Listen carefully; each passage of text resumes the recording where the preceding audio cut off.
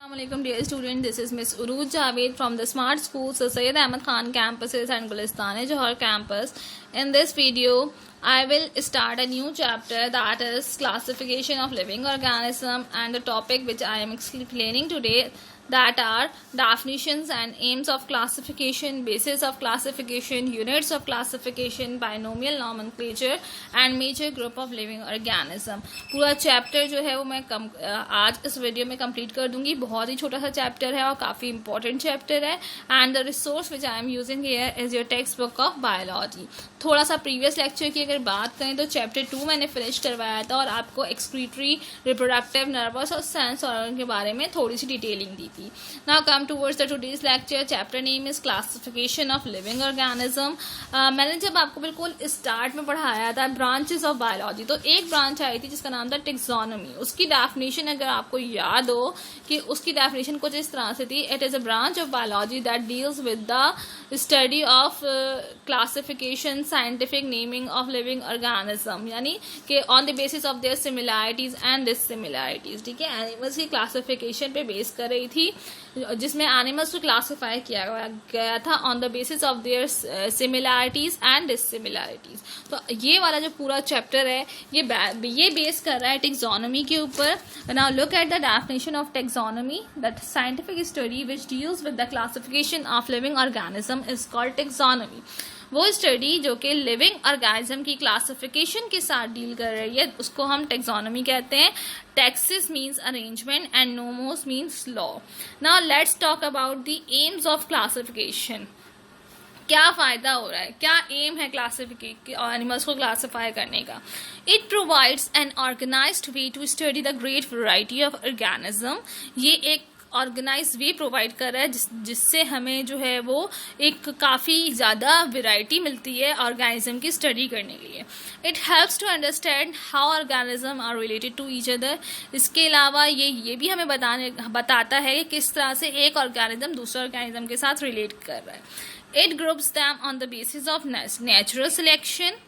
यहाँ पे जो ग्रुपिंग बन रही है वो बेसिकली जो नेचर जिन चीज़ को सिलेक्ट कर रहा है, नेचर की सिलेक्शन पे जो है वो ग्रुपिंग हो रही है. It names the plants and animals on the basis of similarities and differences in structural feature. इसके अलावा प्लांट और एनिमल्स को स्पेसिफिक नेम दिए जाते हैं on the basis of their similarities and differences जो उनके स्ट्रक्चरल फीचर्स के अंदर आ रही होती है. Basis of classification. Organisms are classified into groups on the basis of similarities in their structures and presence of homologous structure.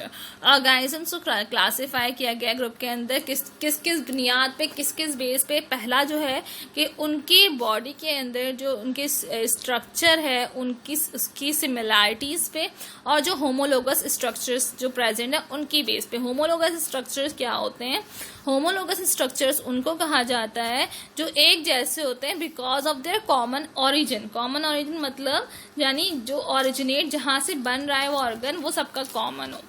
Chemical substances present in living organism. Second thing is ये कि जो chemical substance present है living organism के अंदर. Number third is cytological structure, genetic constitution and developmental patterns of living organism. ये तीन चीजें ऐसी हैं जिसके बेस पे हम लिविंग ऑर्गेनिज्म को क्लासिफाई कर रहे हैं. ठीक है, एक होमोलोगस स्ट्रक्चर हो गया जो है वो क्या कहलाते हैं, वो स्ट्रक्चर जो कि सेम है because of their common origin. ठीक है, सेकंड केमिकल सब्सटेंसेस की बात हो गई. And third one is cytological structure, उनकी जेनेटिक कॉन्स्टिट्यूशन और उनके डेवलपमेंटल पैटर्न्स को. Now let's talk about homologous structures. Homologous structures are those that are similar because of their common origin. Homologous structure present in different organisms are considered in grouping organism. Example: arm of monkey and wings of bat show homology.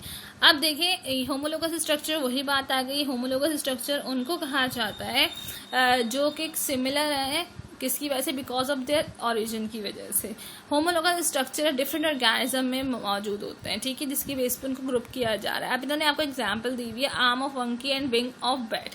Arm of monkey और wing of bat यानी उनका originate जहाँ से bat का wing originate हो रहा है उसी जगह से मंकी का आर्म भी ऑरिजिनेट होता है. तो उनका ऑरिजिन जो है वो सेम है, कॉमन ऑरिजिन है. तो ये एग्जाम्पल जो है वो गिवन है यहाँ पे. Units of classification. The basic unit of biological classification is species. Species के बाद फिर जीनस है, फैमिली, ऑर्डर, क्लास और फाइलम. इस तरह से किसी भी ऑर्गेनिज्म को जो है वो इन यूनिट से क्लासिफाई किया जाता है. जो सबसे बेसिक है that is species. Species is a group of organisms which has numerous physical features in common and which are normally capable of interbreeding and producing fertile offspring.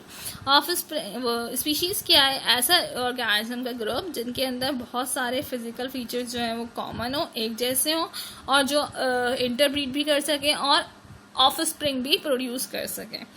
फिर क्या होता है कि जो बहुत ज़्यादा क्लोजली रिलेटेड स्पीशीज़ होते हैं उनको आपस में मिला के एक ग्रुप बना दिया जाता है जिनको जेनरा कहा जाता है. इसी तरह से सेम जेनरा को मिला के एक ग्रुप बना दिया जाता है जिनको फैमिलीज कहा जाता है. सेम फैमिलीज को एक ग्रुप में करके बनाया जाता है, उनको ऑर्डर कहा जाता है. सिमिलर ऑर्डर्स को ग्रुप करके क्लासेस बना दी जाती हैं. सिमिलर क्लासेस को ग्रुप करके फाइलम बना दिया जाता है. और एट द एंड फाइलम, जितने भी फाइलम सिमिलर्स हैं वो आपस में ग्रुप करके एक किंगडम फॉर्म कर लेते हैं. Now next topic is binomial nomenclature. C. Linnaeus, याद होगा आपको, Carolus Linnaeus की बात हो रही है. He is the father of taxonomy. इन्होंने जो है binomial nomenclature adopt किया था for naming organism.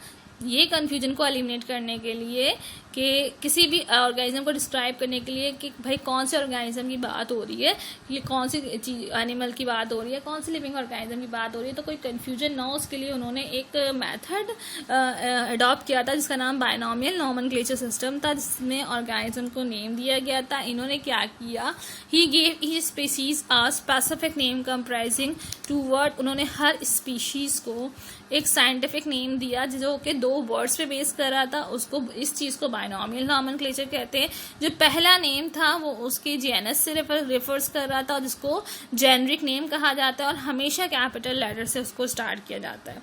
और जो स्पीशीज नेम, जो सेकंड स्पीशी का नेम था वो उसी जेनरिक नेम को फॉलो कर रहा है और उसको जो है वो स्मॉल लेटर से लिखा जाता है. और हमेशा जो है वो, ये एक चीज़ आप याद रखिएगा कि जब आप किसी भी ऑर्गेनिज्म का साइंटिफिक नेम लिख रहे हैं तो वो हमेशा इटैलिक्स में लिखा जाता है.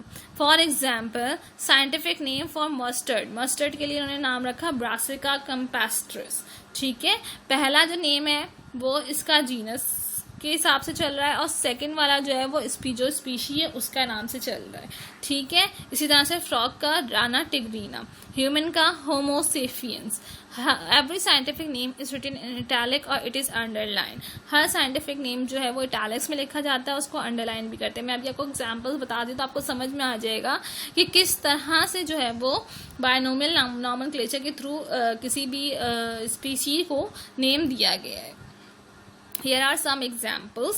ठीक है, ह्यूमन की बात की जाए तो ह्यूमन की अगर हम क्लासिफिकेशन करते हैं तो इसकी स्पीशीज सेपियंस है, जीनस होमो है, family Hominidae, order primate, class Mammalia, phylum Chordata और किंगडम एनिमेलिया. ये आपको याद होना चाहिए. अब इसका साइंटिफिक नेम कैसे बनाया, उसने पहला जो था वो रेफर करा था जीनस से. इसका जीनस होमो है और स्पीशी का नाम सेपियंस है, तो इनका साइंटिफिक नेम हो गया होमो सेपियंस और इसको इटैलिक्स में लिखा जाएगा. ठीक है, इसी तरह से आप मस्टर्ड की देख लीजिए.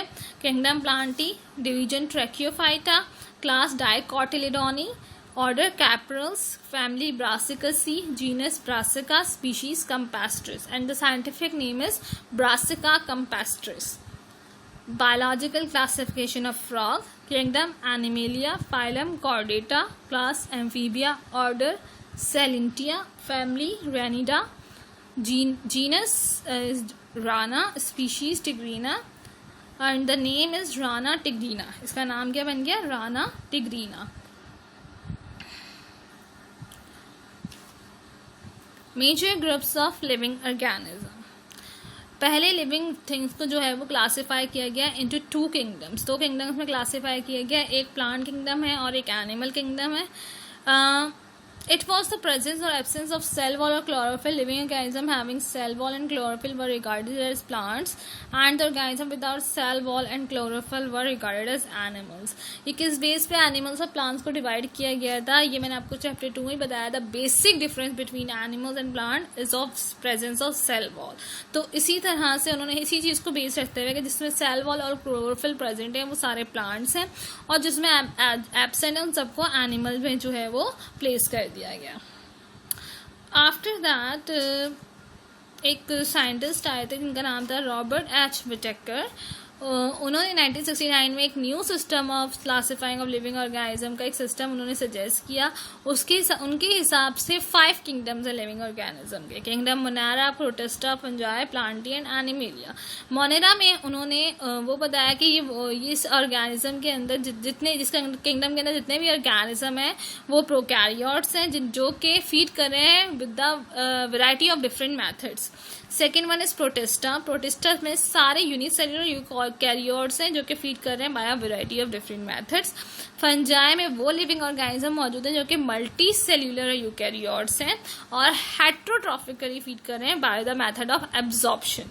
प्लांटी में सारे मल्टी सेल्युलर यूकैरियोट्स हैं जो कि अपना फूड खुद प्रिपेयर कर रहे हैं by a process called photosynthesis. Photosynthesis के थ्रू अपना फूड खुद प्रिपेयर कर रहे हैं. और एनिमेलिया में सारे वो मल्टी सेल्युलर यूकैरियोट्स जो कि हेट्रोट्रॉफिकली फीड कर रहे हैं by a method called ingestion. Whittaker के हिसाब से ये 5 किंगडम्स थे लिविंग ऑर्गेनिज्म के जो कि उन्होंने क्लासिफाई किए थे. But there were some drawbacks of Whittaker scheme. So then 2 other biologists, Margulis and Schwartz, come forward to put forward a modification of Whittaker's scheme.